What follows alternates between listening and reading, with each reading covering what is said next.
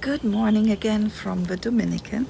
I am excited to continue with this video series based on the book 13 Things Mentally Strong Couples Don't Do. Today we are on number 8. Mentally strong couples don't blame each other for their problems. It is so tempting to blame our partner for our problems, isn't it? So why do we do this? When our problems are someone else's fault, we're off the hook, right? We have an excuse.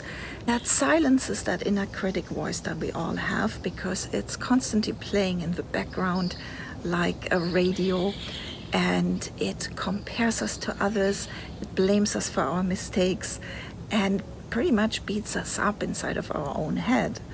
Blame is a great defense mechanism. We can feel less bad for a mistake that has happened. That we blame also has to do with how our brain functions.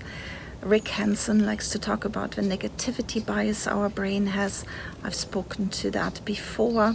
Negative events get stored in our memory because it was important for our ancestors to remember dangerous moments for survival, while positive events aren't stored in the same way. Amy Morin also explains how negative events are stored in our amygdala, that is the more primitive part of our brain, which is responsible for our fight and flight response. That part of the brain is very fast, it's all about survival. That means the events are processed quickly. Also, the amygdala concludes that negative events happen for a reason, so we're looking for the reason. The prefrontal cortex, which is a part of our brain that developed later in our evolution, processes positive events. And that processing is slower. Also, the conclusion here is that positive events happen by chance. It is neither healthy to blame your partner for everything, nor is it healthy to blame yourself for everything. A problem in a relationship is never just one person's fault. Often couples I coach don't like to hear that. Each partner thinks it's mostly the other person's fault. Sometimes couples have even agreed on the story that an issue is one person's fault. Even the person being blamed might happily agree to this, potentially because they're used to being blamed from childhood and are comfortable in that role. However, even if the problem isn't 50-50, if you so like, but it's 80-20, both people contribute. You may not have caused the specific situation you're in as a couple, but you're part of solving the problem or not solving it. The way you respond either moves you forward as a couple or keeps you stuck. A good example is lying. If your partner is lying to you, obviously they've made the choice to do this. However, the way you respond to their lying is either productive or counterproductive. That's where Alan Bader talks about being a lie in the tea. If I overreact to unpleasant news, to something I don't want to hear, I yell, I blame, I become part of the problem, and I also have a responsibility to get us out of that situation. A similar situation is an affair. If your partner has an affair, of course it's not your fault. That would be like blaming you for being mugged. But if you're still, years later, mistrusting them, snooping, accusing them, spying on them, instead of doing successful recovery work in therapy to leave this event in the past, you are definitely part of the problem. The part you're responsible for is to stop your behavior and find a solution together to move out of this situation. But let me share an example Amy Morin gives in her book. And I've seen similar situations with my clients. There is Casey, who wanted to have 2 children. That was always her dream. And there's her husband, Andy, who already has a daughter from a previous marriage and a daughter together with Casey. And after they had their child together, he expressed that he doesn't want any more children. Now, Casey is convinced that her happiness in life depends on whether she has 2 children or not. Any chance she got, she would show Andy that something was missing from their life.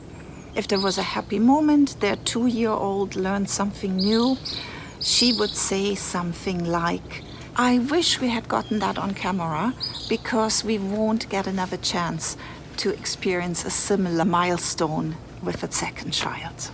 So basically she ruined the present experiences for herself and Andy. She missed out on happy parenting moments with this attitude. When Amy Morin asked her if having 1 child was her only option, maybe due to fertility issues, she said she would accept that. She would work towards being happy with the situation. Now we have to remember that our happiness is not actually dependent on life events. Life events, according to the happiness formula Deepak Chopra talks about, life events are only 10% of what constitutes our happiness. The other 90% is our mental state. 50% of our happiness, according to this formula, has to do with past events and learned beliefs or experienced traumas. But thankfully, we can work on that. The other 40% are our voluntary choices. What do I choose to do with the situation I find myself in? The choices Casey initially thought of was getting a divorce from Andy and that way having the opportunity to have a second child with someone else. But that would have impacted her happiness, her common child's happiness, their stepdaughter's happiness. She thought of strong-arming Andy into having a second child, but that would have caused resentment in Andy. Finally, she made the choice to accept the situation, to make the best of it, and still have a wonderful, happy life with Andy and their 2 existing children. Even though having only 1 biological child was different from what she's always imagined. She had to go through grief. When our dreams don't materialize, we have some grieving to do and to let those dreams go. One reason why we're blaming others might be that we want to avoid grief. But as Terry Real says, every relationship comes with grieving. In every relationship, we grieve what we're not getting, and we have to ask ourselves the question, is what I'm grieving that I'm not getting worth what I'm getting? Let's say you're the one who wants to stop blaming your partner. You have to begin examining your blame stories. We have these little stories going on and we really have to examine them for the truth. In the description below, I'll put a couple of links to some blog articles about examining your stories. The second really important thing you need to do is develop a we versus the problem mentality. Couples respond very differently to adversity and trauma. I've seen some couples being torn apart by tough experiences, and other couples grow stronger and grow closer by going through adversity. That is, for example, true with my fertility clients. Sometimes the fertility issues can break them. In another case, I'm thinking of a really amazing couple. There were 10 years of fertility struggles, multiple miscarriages, 1 stillbirth, and that couple grew stronger and stronger throughout all of these horrible events because they tackled every problem together. It made them way stronger. The same applies to affairs. Sometimes an affair can end the marriage, or if the couple manages to rebuild trust and successfully work through this experience, it makes them much stronger than they were before. Instead of blaming the other, we need a team approach.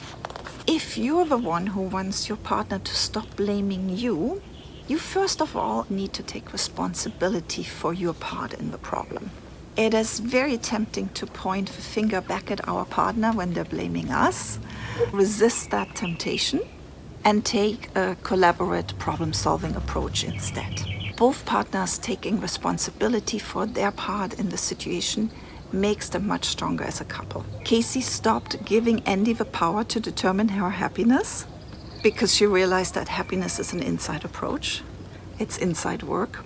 That empowered her to take control and start her own healing, her own grieving, and moving past that idea of what her life should be like. Of course, the relationship with Andy improved, and her overall psychological well-being also improved. When you accept responsibility, you are free to take action and move forward. Amy Morin also mentions common traps people fall into.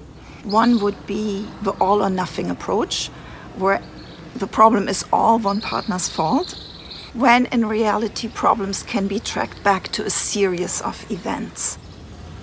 One thing goes wrong, maybe one partner makes a choice that is less than strong, the other one responds to it, and so on. Another common trap is looking for allies. Oh, don't we love to do that? And it's so easy to find family members or friends who will assure us that it's not our fault, but that is not helpful at all for you or your relationship. Collecting allies makes things worse, because this is not a war and your partner is not your enemy. There's always some conversation starters if you want to talk to your partner about taking responsibility versus blaming each other. You could ask your partner for examples about times when you have taken appropriate responsibility for something, or examples of times when they have done the same, or times where you both have taken shared responsibility for a problem and how well that has served you. That's it on the topic of not blaming each other. In our next video, we're coming to point number 9. Mentally strong couples don't forget I fell in love in the first place. I look forward to seeing you again in the next video. Until then, I'm Angelica, your relationship coach. If you like this video series, don't forget to subscribe to my channel and click that notification bell so that you will know when the next video pops up.